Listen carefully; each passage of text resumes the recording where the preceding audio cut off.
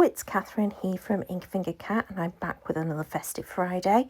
And I decided to go and grab the Kendra's Card Challenge papers that I'd cut up a little while ago, maybe 2 weeks ago, and to make 3 more cards.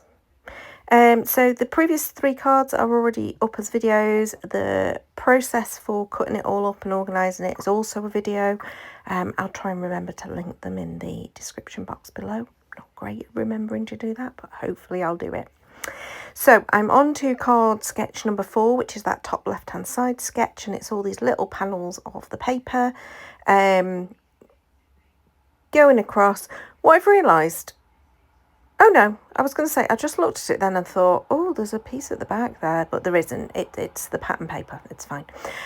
So yeah, I decided to just raise up a couple of the panels on foam, those green ones in particular, adhesive, and the rest I've kept flat. But I have inked the edges just with some peel paint oxide, just to give them a bit of differentiation between the 2 different things.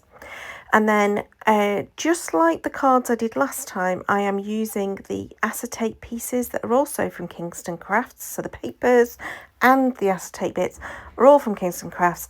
And I'm using those to do all of my embellishments for all 3 cards, which is exactly what I did last time.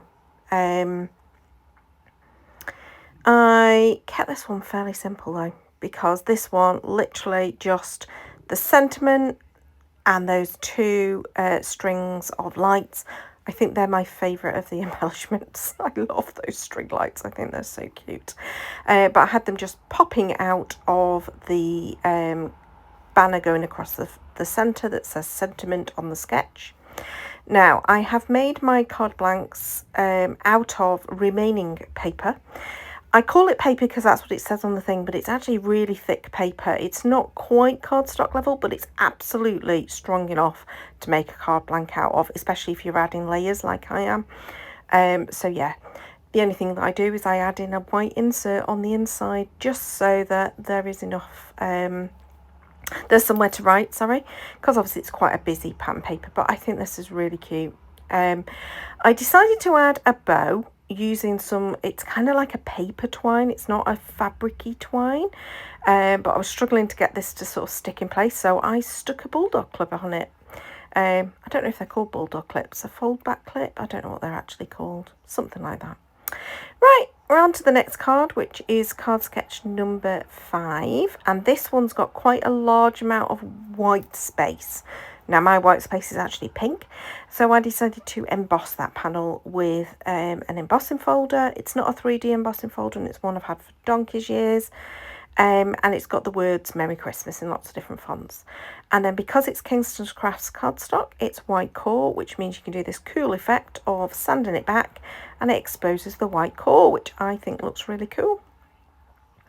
So I have that onto my background panel, which is just kind of a creamy colour, and I have mounted that middle panel with the cream colour as well, and then the 2 smaller panels are mounted with the red, so it all kind of coordinates.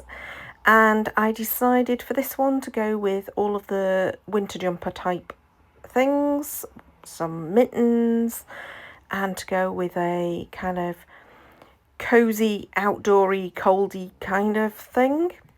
So my sentiment, I faff around with this one because I'm not sure whether I'm going to use Season of Freezing or the brr. I end up using the brr just because I thought the Season of Freezing covered up too much of that second green jumper. So I'm adding this middle bit on with some foam adhesive, and I'm still umming and ahhing over the sentiment. I'm still not convinced, but I end up going with it. And so because I've got some dimension on that panel, I am using some foam adhesive just on the edge of the B so that that doesn't hang off the edge and sort of like go all floppy.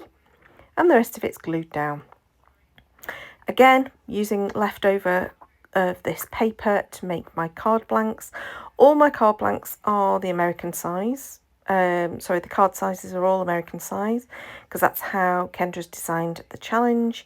I'll just put them in some 5x7 envelopes, it'll be fine. But at this point I decided it needed more on this card. So I decided, right, let's stick it to the card blank first and then start sticking in the extra embellishments. So I've got stars and snowflakes, and I'm just adding those sort of poking behind that panel, and then one final snowflake in the middle. It just felt like it was a bit blank, so I went a bit mad and added loads. Now this time I decided to distress the edges of all of the panels, the pattern paper and the background panels, before I stuck it down, and then I ummed and ahed about whether to go with the large size print or the small size print. I ended up going with the small size print, and then obviously because it's got the candy canes as the pattern paper, I am deciding that I need candy canes in the background. Now I know that the original has got like a die cut circle. I decided to not die cut the circle and to keep with the square edges. Partly because I couldn't be bothered to go and hunt through to get the right size die. So instead I decided to emboss that panel and do the same thing as last time in terms of sanding it back to expose the white core, and I think that looks super pretty. And again, I'm going and grabbing more embellishments, and those lights come out again because I just love them. I am going to run out of those lights. You'd have thought with the amount of stuff that was in this kit, but I used a lot on the samples that I made for the hobby maker shows, because I just love them so much. So I am deciding what to do. I've got some more of that paper twine, so I'm thinking, yeah, I'm going to add a bow. I have stuck my snowflakes down directly, and now I decide, yeah, I am going to use those lights, because I did have a moment of like, don't use them, you're running out of them, so hoard them. No, not going to do that. I've stuck the candy canes on the sentiment so that they're kind of like one leg is hanging over and one leg is hanging behind, and I think that looks really quite cute. And again, I have glued down my paper twine. I couldn't quite reach it with my clip, so I'm just going to have to hope it dries at this point. I now know it has dried, it's absolutely fine. But yeah, when you're using wet glue on something shiny like the acetate, you really need to trust your glue. I use that high tack glue. I love it. I just think it works on everything, and it dries clear, so it usually works fine. And so that is my 3 cards done. Here's some close-ups. I hope you like them. I really like them, but they are very dimensional, which you'll see when I do some of the photos, the close-up photos. You'll see how dimensional they are. So these are a little bit more bulky for posting.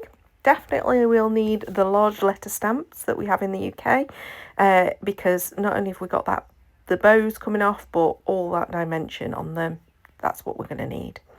But I think they're really cute. I think these embellishments, I've said it on the last video where I did Kendra's Card Challenge cards using these things. These acetate and vellum kit elements are just the cutest. And they're brilliant for layering up lots of them. Because there's so many in the kit, you don't really feel too bad apart from those lights, which I'm now going to probably hoard. Well, I hope you've enjoyed this anyway. Please do give me a thumbs up if you did. Like, subscribe to see future videos. There's more coming up. I've still got half the kit left to use.